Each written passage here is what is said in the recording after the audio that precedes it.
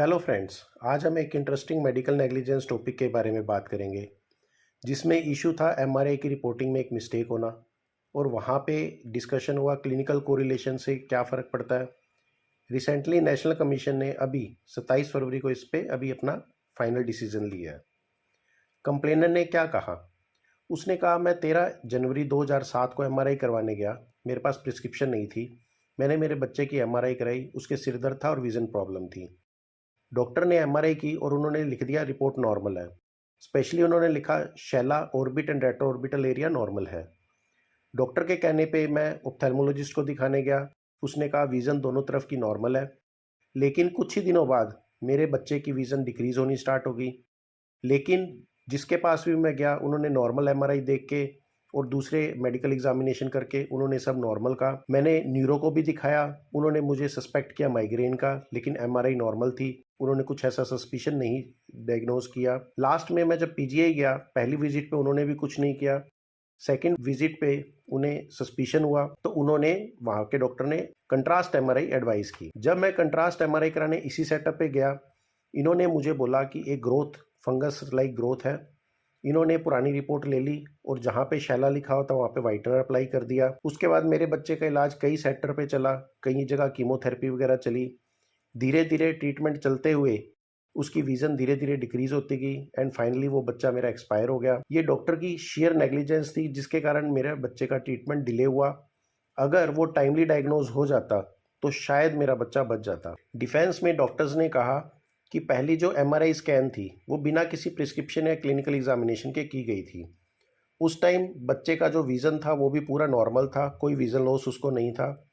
जो contrast scan है वो लगभग 22 डेज बाद किया गया।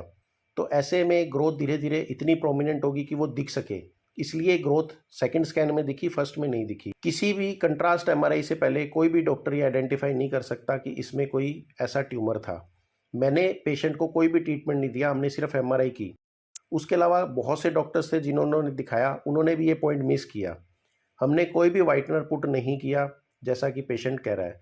और इवन कंट्रास्ट एमआरआई के बाद भी इन्होंने 15 दिन बाद इलाज कराया, तो हमारा इसमें कोई ऐसी प्रॉब्लम नहीं है। जब ये मैटर स्टेट कमीशन में गया, उन्होंने बहुत सी चीज़ें कंसिडर करी। उसमें जो खास था कि जो अदर डॉक्टर है उनकी जो ओपिनियन थी वो नॉर्मल जस्ट एमआरआई स्कैन के कारण आई। राजीव गांधी इंस्टीट्यूट जो दिल्ली में है, उन्होंने एमआरआई रिव्यू की।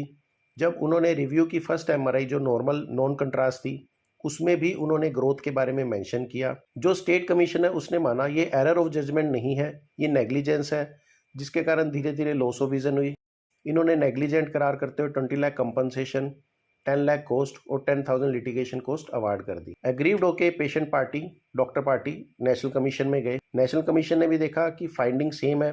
यहाँ पे डिफेंस में डॉक्टर ने कहा कि ये एक 9 साल के बच्चे में बहुत ज़्यादा कंपनसेशन आपने दे दी है, तो कंपनसेशन डिक्रीज होनी चाहिए। उस पर नेशनल कमीशन ने कहा कि कंपनसेशन कभी भी ये नहीं क्राइटेरिया होता कि वो बच्चा था या बड़ा था।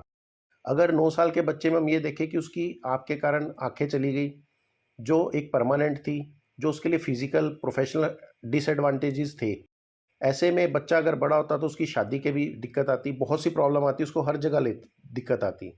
तो ऐसे में जो स्टेट ने कंपनसेशन दिया वो एडिक्वेट है। टेक होम मैसेज की बात करें साथियों, it is a duty of doctor to treat with utmost care. बहुत बार ऐसा होता है कि हम बड़े लीनियंटली डिस्चार्ज कार्ड बना देते हैं, उसमें प्रॉपर फैक्ट्स नहीं लिखते। आप डिस्चार्ज कार्ड को एक मेडिको लीगल डॉक्यूमेंट मान के चलें। छोटी छोटी से गलतियां जो डिस्चार्ज कार्ड में होती है वो एक लिटिगेशन का कारण हो जाती हैं। बिल्कुल ध्यान से हमें कोई भी रिपोर्ट है उसका ध्यान से हमें एनालिसिस करना चाहिए और उसके अकॉर्डिंगली ट्रीटमेंट देना चाहिए। रिपोर्टिंग के टाइम कभी भी प्रॉपर टाइम देके हमें रिपोर्टिंग करनी चाहिए, कैजुअल अप्रोच नहीं रखनी चाहिए। बहुत से सोनोलॉजिस्ट या सीटी स्कैन कर रहे हैं, एमआरआई कर रहे हैं, वो एक लाइन लिख देते हैं कि कोरिलेट क्लिनिकली। आप अपने उसमें आपकी जो जो फाइंडिंग आपको आ रही है आप वो लिखो, उसके साथ कोरिलेट क्लिनिकली लिखो, कोई इशू नहीं है। किंतु आप अपनी फाइंडिंग्स जरूर, बहुत से लोग अपने प्रिस्क्रिप्शन पैड पे ये लिख देते हैं कि medico legally it is not valid. ये सही नहीं है।